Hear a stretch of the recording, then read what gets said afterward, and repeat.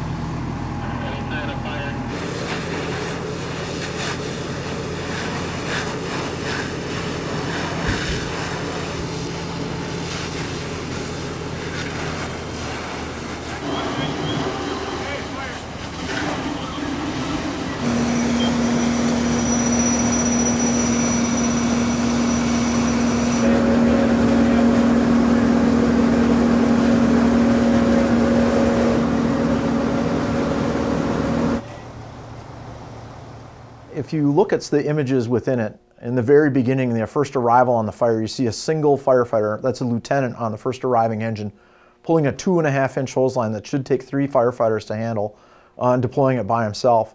You see other firefighters that are arriving on actually the third due ambulance for that fire, racing up the street to get there to assist because they know the first 2 arriving engines didn't have any firefighters.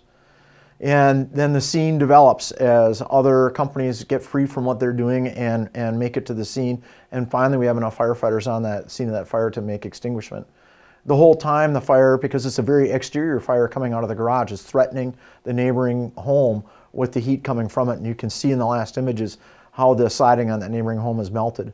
On another portion of the film, you see our firefighters entering the coal black smoke to go to the interior of the fire to make the true attack and to make sure that all people were evacuated.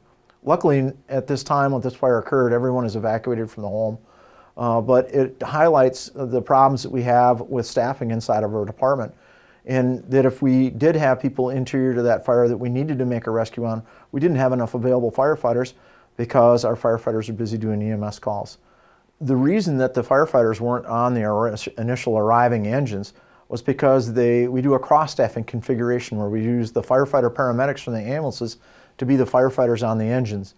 And unfortunately, at the time that it arrived, Engine 1 and Engine 3's firefighters were already engaged in EMS calls on the city ambulances. And so no immediate firefighters were available for that. And it's becoming more and more common in what we do as we get busier and busier every year. I think that the video is a good case study for us to communicate to the community. We're very lucky in the fact that we had the city videographer capture such dramatic images and such high quality images for us to share with the community.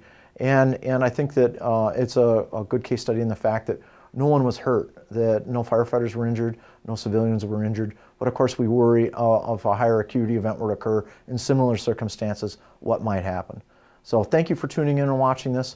We appreciate you and appreciate your support.